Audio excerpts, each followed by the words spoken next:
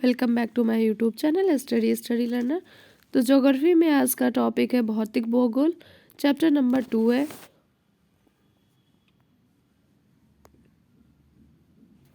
और ये है जो सभी एग्जाम के लिए बहुत ही इम्पोर्टेंट है, तो रिवाइज जरूर करिएगा।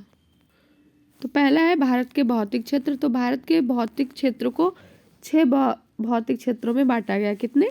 तो 6 भौतिक क्षेत्रों में बांटा गया है। उत्तरी पर्वत यानी कि हिमालय, उत्तरी मैदान, थार का मरुस्थल, प्रायद्वीपीय पठार, तटीय मैदान और द्वीप समूह। तो इन 6 भौतिक क्षेत्रों में बांटा गया है भारत के भौतिक क्षेत्र को। महाद्वीपीय विस्थापन सिद्धांत। इस सिद्धांत को सबसे पहले 1912 में प्रसिद्ध जर्मन भूगोलवेत्ता थे अल्फ्रेड वेगनर द्वारा प्रतिपादित किया गया था, जिसने भारत के भौतिक प्रदेशों को समझना आसान बना दिया। वेनेगर के अनुसार कार्बोनिफेरस युग में पृथ्वी के सभी भूखंड आपस में जुड़े हुए थे। इन्होंने कहा कि भूरूप का नाम पैंजिया रखा गया, जो पैंथालासा नामक विशाल महासागर से घिरा हुआ था।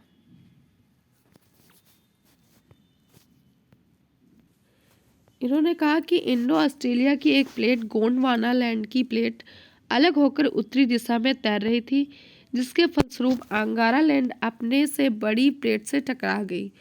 पृथ्वी को 7 प्रमुख प्लेटों में बांटा गया है: अफ्रीकी, अंटार्कटिक, यूरेशियन, इंडो ऑस्ट्रेलियाई, उत्तरी अमेरिका, प्रशांत और दक्षिण अमेरिका। तो पृथ्वी की 7 प्रमुख प्लेटों में बांटा गया है, ये याद रखिएगा। यूरेशिया है जो एशिया और यूरोप का संयुक्त भाग है। यूरेशिया है जो एशिया और यूरोप दोनों का संयुक्त भाग है। टेथिस सागर का अवसाद ऊपर उठ गया और परिणाम स्वरूप हिमालय का निर्माण हुआ। पर्वतों का निर्माण है जो अभिसारी प्लेट की सीमाओं से टकराने से हुआ है। जो पर्वत उनका निर्माण किससे हुआ है? जो अभिसारी प्लेट थी उनकी सीमाओं के टकराने से हुआ। हिमालय के दक्षिणी भाग के नीचे धंसने के कारण बनी एक गहरी गर्त हिमालय की नदी, दक्षिण भारत की नदियां गर्त में गिरने लगी और नदियों के किनारे लाई गई जलोढ़ मिट्टी गर्त में जमा हो गई। गर्त को पूरी तरह से भरने के बाद भारत का महान मैदान बन गया। टेथिस सागर के अवशेष हैं जो थार मरुस्थल के रूप में रह गए थे। इसके बाद में हिमालय। तो हिमालय के बारे में पढ़ेंगे। भारत की उत्तरी सीमाओं पर फैला हिमालय भौगोलिक रूप से युवा और संरचनात्मक रूप से विश्व की वलित पर्वत श्रृंखलाएं हैं। तो हिमालय कैसा पर्वत है? वलित पर्वत है और युवा है, ये भी याद रखिएगा। भारतीय प्लेट और यूरेशियन प्लेट के आपस में टकराने से हिमालय का निर्माण हुआ है। हिमालय श्रृंखला की अनुमानित लंबाई कितनी है? तो हिमालय जो श्रृंखला है इसकी अनुमानित लंबाई है 2500 किलोमीटर। इंपॉर्टेंट है, 2023 में CHSL में पूछा भी गया है ये। हिमालय का पश्चिम से लेकर पूर्व विस्तार सिंधु घाट से लेकर दिहांग घाट तक है। तो ये दिहांग है जो पूर्व का भाग हो जाएगा, सिंधु घाट से लेकर दिहांग घाट तक है हिमालय का विस्तार। हिमालय भारत का प्रमुख भूवैज्ञानिक रूप से युवा विभाजन है जो भारत का उत्तरी सीमाओं तक फैला हुआ है। दिहांग घाट से परे हिमालय तीव्रता से दक्षिण की ओर झुकता मुड़ता है और भारत की पूर्वी जो सीमाएं हैं उनके साथ फैला हुआ है।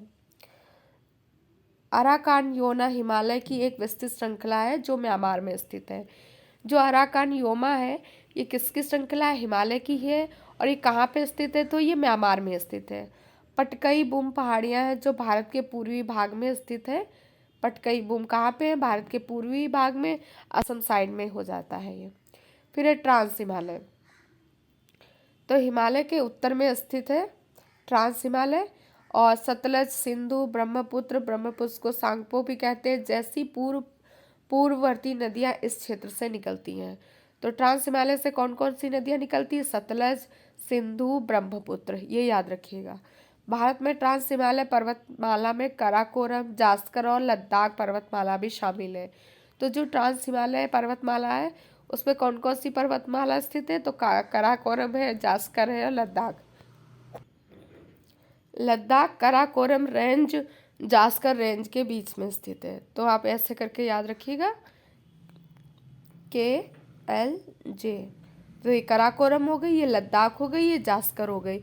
ये सबसे उत्तरी है, उत्तर से दक्षिण की ओर क्रम भी है ऐसे भी, और लद्दाख सबसे बीच में है। किसके मध्य है? तो कराकोरम रेंज और जास्कर रेंज के मध्य है। KLJ से याद रखिएगा। भारत की सबसे ऊंची पर्वत चोटी कौन सी है? तो भारत की सबसे ऊंची पर्वत चोटी K2 है। K2 की लंबाई कितनी है? तो 8,611 किलोमीटर है, और इसको ही K2 को कहते हैं गॉडविन अस्टीन। तो ये गॉडविन अस्टीन भी है जो ट्रांस हिमालय में ही स्थित है, ये भी याद रखिएगा। पूर्वी कराकोरम रेंज दुनिया की दूसरी सबसे ऊंची चोटी K2 का घर है। कराकोरम श्रृंखला भारत और तुर्कमेनिस्तान के बीच जल विभाजन के रूप में कार्य करती है। तो जो कराकोरम श्रेणी है किसके किसके मध्य जल विभाजन के रूप में कार्य करती है? भारत और तुर्कमेनिस्तान के मध्य। 2018 में पूछा गया है। बाल्टोरो ग्लेशियर कराकोरम पर्वतमाला में स्थित है। कौन सा ग्लेशियर? बाल्टोरो। तो बाल्टोरो ग्लेशियर कहाँ पे स्थित है? कराकोरम पर्वतमाला में। काराकोरम पर्वतमाला में कौन कौन से दर्रे हैं? तो दर्रे हैं, हिस्पर ग्लेशियर है, बियाफो ग्लेशियर है, चोंगमो लुगम्मा ग्लेशियर है, खारदोपिन ग्लेशियर है और बतूरा ग्लेशियर है। ये सारे ग्लेशियर हैं जो कराकोरम पर्वतमाला में स्थित है। सियाचिन जगह को भारत का सफ़ेद पानी कहा जाता है। सियाचिन को क्या कहा जाता है? भारत का सफ़ेद पानी। और यह दुनिया का सबसे ऊंचा युद्ध क्षेत्र है। साल्टोरो पर्वतमाला कराकोरम पर्वतमाला का हिस्सा है। ये जो साल्टोरो पर्वतमाला किसका हिस्सा है? कराकोरम पर्वतमाला का हिस्सा है। K12 साल्टोरो पर्वत की K12 साल्टोरो पर्वत की दूसरी सबसे ऊंची चोटी है, जो कि लद्दाख के सियाचिन क्षेत्र में कराकोरम रेंज की एक उपश्रेणी है। कैलाश पर्वत तिब्बत यानी कि ट्रांस हिमालय में स्थित है। कैलाश पर्वत कहाँ पे? ट्रांस हिमालय में स्थित है, तिब्बत में। कॉमेट भारतीय पर्वत एक विशाल पिरामिड की तरह दिखता है। कॉमेट पर्वत है जो किसकी तरह दिखता है? विशाल पिरामिड की तरह दिखता है। इसमें समतल शिखर क्षेत्र और 2 चोटियां पाई जाती हैं। एक है हिमालय की समांतर श्रेणियां। हिमालय के अनुदैर्ध्य विस्तार में 3 समांतर पर्वत श्रृंखलाएं हैं। वृहत हिमालय, जिसको वृहत हिमालय को आंतरिक हिमालय भी कहा जाता है, इसे हिमाद्री के नाम से भी जाना जाता है। वृहत हिमालय है यह हिमालय की सबसे ऊंची श्रृंखला है। इस श्रेणी की औसत ऊंचाई कितनी है? 6,000 मीटर है। यह श्रेणी हमेशा बर्फ से ढकी रहती है और इसमें कई ग्लेशियर हैं। विश्व की लगभग सभी चोटियां इसी श्रेणी में ही सभी चोटियां इसी श्रेणी में स्थित है। माउंट एवरेस्ट हो गया, कंचनजंगा, नंगा पर्वत, नंदा देवी, कामेट, नामचा बरवा और महत्वपूर्ण श्रृंखलाएं इसी की ही है। माउंट एवरेस्ट को नेपाल में सागर माथा के नाम से जाना जाता है। किस नाम से? सागर माथा।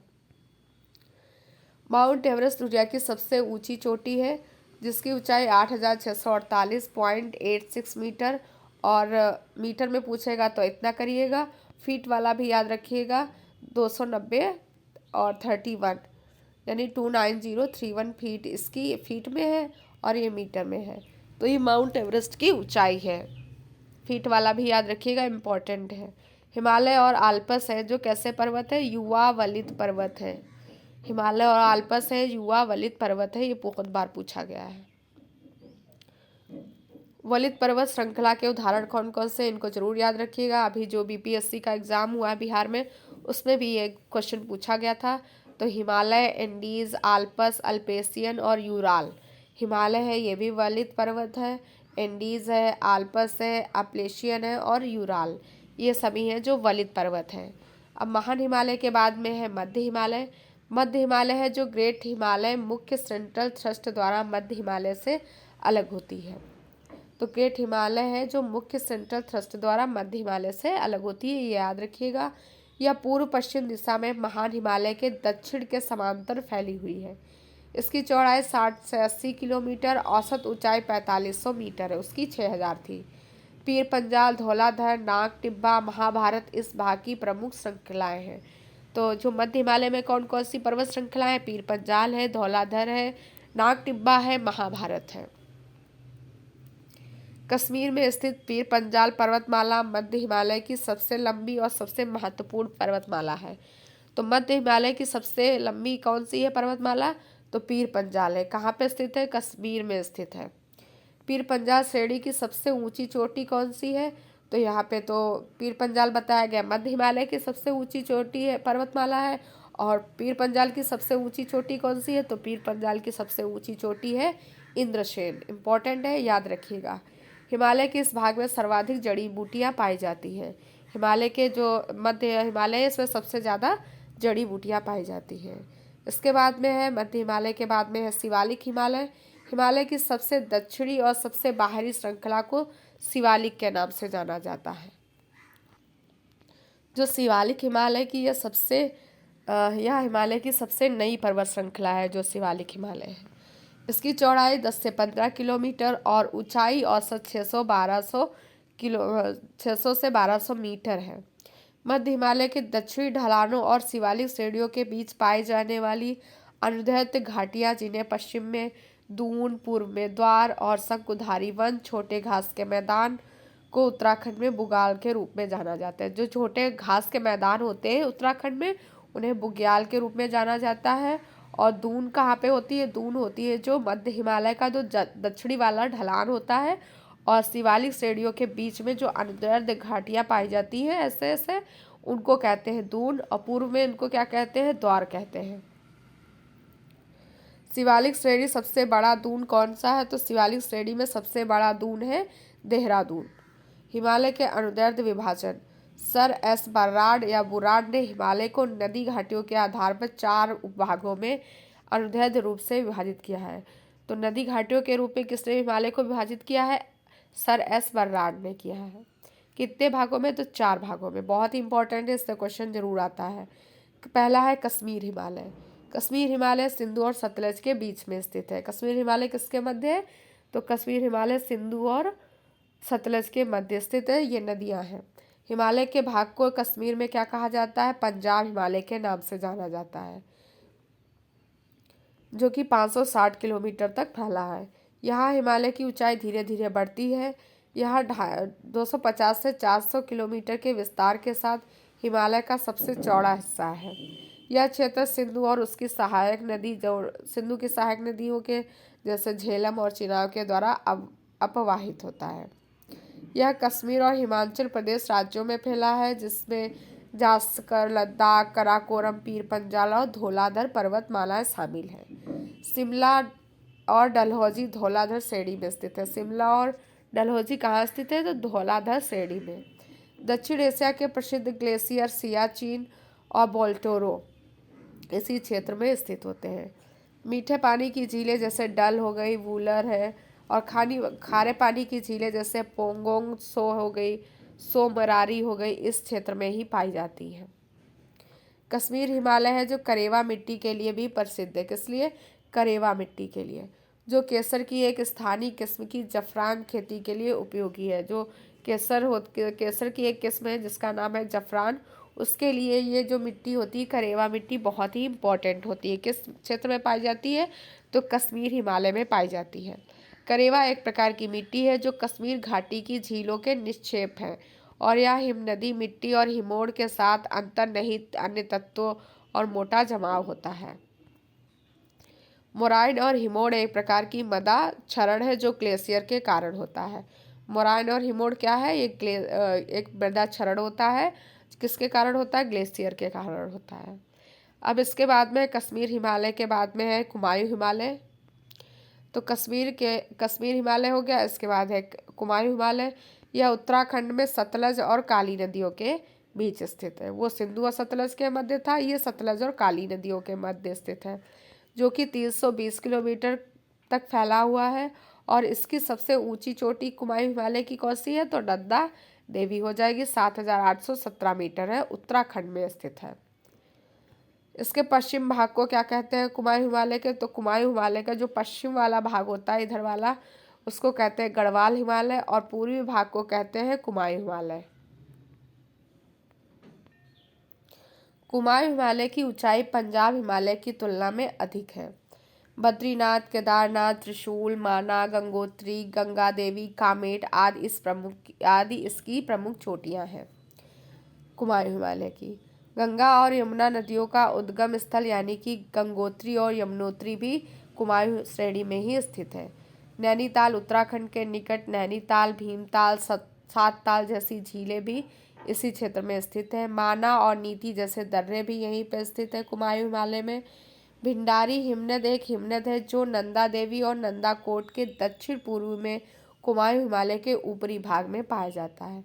अब कुमायूं हिमालय के बाद में है थर्ड नंबर पे है नेपाल हिमालय। नेपाल हिमालय काली नदी और तीस्ता नदी के बीच है, 800 किलोमीटर तक फैला है, जो कुमायूं हिमालय की तुलना में इस ऊंचाई में अधिक है। यह अपेक्षाकृत छोटा है लेकिन हिमालय का सबसे महत्वपूर्ण हिस्सा है। इसका अधिकतम विस्तार पूर्व से पश्चिम की ओर है।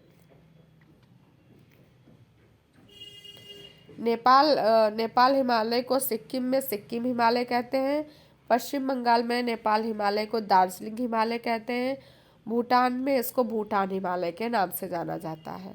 इसके बाद में है नेपाल हिमालय के बाद में है असम हिमालय। यह तीस्ता नदी और ब्रह्मपुत्र नदी के बीच 700 किलोमीटर तक फैली है, जिसकी ऊंचाई नेपाल हिमालय की तुलना में कम है। यह भारतीय राज्य असम, अरुणाचल प्रदेश, सिक्किम और भूटान में फैला हुआ है। जामोलहारी, नया कांगा, कुला कंगारी, नामचा बरवा यहाँ की प्रमुख चोटियाँ हैं असम हिमालय की। जबकि दिबांग, दिहांग, लोहित, कामेंग, सुबनसिरी, ब्रह्मपुत्र प्रमुख नदियाँ हैं। हिमालय की सबसे पूर्वी चोटी का नाम क्या है? तो हिमालय की सबसे पूर्वी चोटी का नाम नामचा बरवा है। इसकी ऊंचाई है 7,756 मीटर। यह अरुणाचल प्रदेश और तिब्बत की सीमा पर स्थित है। कौन? तो ये नामचा बरवा कहाँ पे स्थित है? अरुणाचल प्रदेश और तिब्बत की सीमा पर। ज्लेपला, बोमिडिला, सेला, यांगपा, कारपोला इस क्षेत्र के दर्रे हैं। हिमालय पर्वत की प्रमुख चोटियां हैं। माउंट एवरेस्ट है, नेपाल में है, 8,848.86 मीटर ऊंचाई है। कंचनजंगा है जो भारत की सबसे ऊंची है, 8,598 है। फिर है लोसे है जो नेपाल में, तिब्बत में है, 8,501 है। बकालू नेपाल में है, 8,481 मीटर है। धौलागिरी भी नेपाल में है, 8,172 है। मंसालू नेपाल में है, 8,163 है। नंगा पर्वत भारत में है, 8,126 है। अन्नपूर्णा नेपाल में है, 8,078 है। नंदा देवी भारत में है, 8,116 है। एनसीईआरटी से ये बताया गया है। 7,816 है इसकी। नंदा देवी निर्विवाद भारतीय क्षेत्र में सबसे ऊंची चोटी है। तो भारतीय क्षेत्र में अगर निर्विवाद पूछता है तो सबसे ऊंची चोटी कौन हो जाएगी? नंदा देवी हो जाएगी, 7,816 हो जाएगी। नेक्स्ट है भारत में 4 जैव विविधता हॉट स्पॉट पूर्वी हिमालय है, पश्चिमी घाट है, इंडो बर्मा क्षेत्र है और सूडालैंड है। तो भारत में 4 ये हैं जो जैव विविधता हॉट स्पॉट है। कौन कौन से? पूर्वी हिमालय, पश्चिमी घाट, इंडो बर्मा क्षेत्र और सूडालैंड। हिमालय की सबसे पूर्वी चोटी नामचा बरवा है जो कि अरुणाचल प्रदेश। नेक्स्ट है भारत का उत्तरी मैदान। पहले हिमालय के बारे में पढ़ रहे थे, अब है भारत का उत्तरी मैदान। भारत का उत्तरी मैदान 3 नदी तंत्रों अर्थात सिंधु, गंगा, ब्रह्मपुत्र नदी से बना हुआ है। यह मैदान जड़ों मिट्टी से बना है जो लाखों वर्षों का जमाव है। भारत की सबसे नवीन स्थल रूप हिमालय और उत्तरी मैदान है। भारत के सबसे नवीन स्थल रूप कौन कौन से? हिमालय और उत्तरी मैदान। 2023 में पूछा गया है। यह मैदान जड़ों मिट्टी से बना है जो लाखों वर्षों से जमा है। उत्तरी मैदान का कुल क्षेत्रफल लगभग 7 लाख वर्ग किलोमीटर है। यह लगभग 2400 किलोमीटर लंबाई तक फैला हुआ है। चौड़ाई इसकी कितनी है मैदान की? 240 से 320 किलोमीटर है। उत्तरी मैदान देश के सबसे घनी आबादी वाले क्षेत्र है जहाँ जलोढ़ मृदा पाई जाती है। इस प्रकार यह मैदान बहुत ही उपजाऊ है। कृषि की दृष्टि से बहुत ही उत्पादक बनाते हैं इसको। 3 नदी प्रणालियों के कारण सिंधु, गंगा और ब्रह्मपुत्र इसकी सहायक नदियों के साथ साथ जल की उपलब्धता वर्ष भर प्रचुर मात्रा में यहाँ पे रहती है। उत्तरी मैदान को 3 भागों में बांटा गया है, पंजाब का मैदान, गंगा का मैदान और ब्रह्मपुत्र का मैदान। पहले पढ़ेंगे पंजाब का मैदान। पंजाब के मैदान उत्तरी मैदान के पश्चिमी भाग का निर्माण करते हैं। तो जो उत्तरी मैदान के पश्चिमी भाग है उसका निर्माण है जो पंजाब का मैदान उत्तरी मैदान के पश्चिमी भाग का निर्माण करते हैं। यह सिंधु, उसकी सहायक नदियां जैसे झेलम, चेनाब, रावी, व्यास और सतलज द्वारा निर्मित है। पंजाब का मैदान इस मैदानी भाग का एक बड़ा भाग है जो पाकिस्तान में भी है। दोआब पंजाब के मैदानी इलाकों में पाए जाते हैं। दोआब कहाँ पाए जाते हैं? पंजाब के मैदानी इलाकों में। दोआब का अर्थ क्या होता है? तो दो आब का अर्थ होता है पानी या नदी। यह दो नदियों के बीच स्थित एक उपजाऊ क्षेत्र होता है, उसको कहते हैं दोआब। फिर इसके बाद में है पंजाब के मैदान के बाद में है गंगा का मैदान। यह मैदान घग्गर और तिस्ता नदियों के बीच फैला है। तो गंगा का मैदान किन नदियों के बीच फैला है? तो घग्गर और तिस्ता के बीच फैला हुआ है। उत्तरी राज्य हरियाणा, दिल्ली, यूपी, बिहार, झारखंड का हिस्सा और पूर्व में पश्चिम बंगाल गंगा के मैदान में स्थित है। फिर है ब्रह्मपुत्र का मैदान। यह मैदान उत्तरी मैदान का पूर्वी भाग बनाता है और ये असम में स्थित है। विशिष्ट धरातलीय संरचना के आधार पर मिट्टी के जमाव का निर्धारण करते हैं।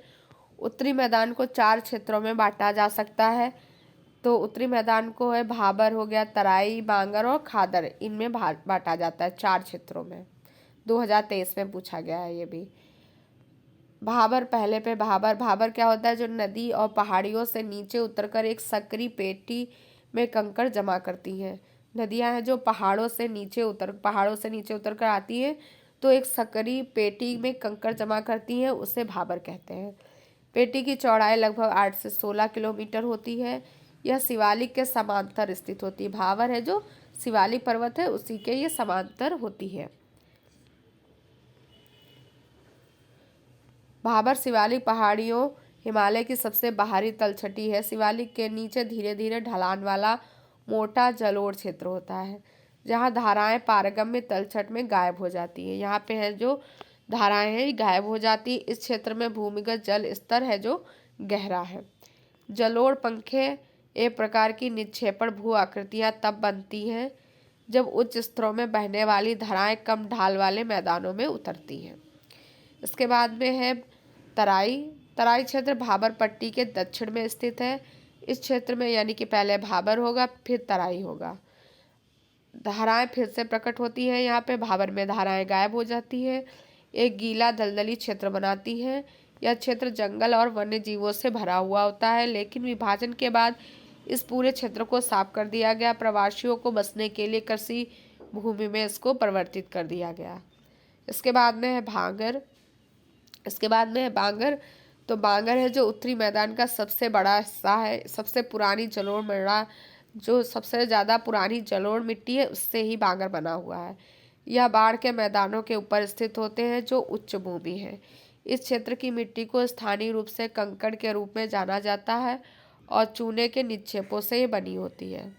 फिर है खादर है जो नवीन जलोढ़ से निर्मित बाढ़ मैदान खादर कहलाते हैं।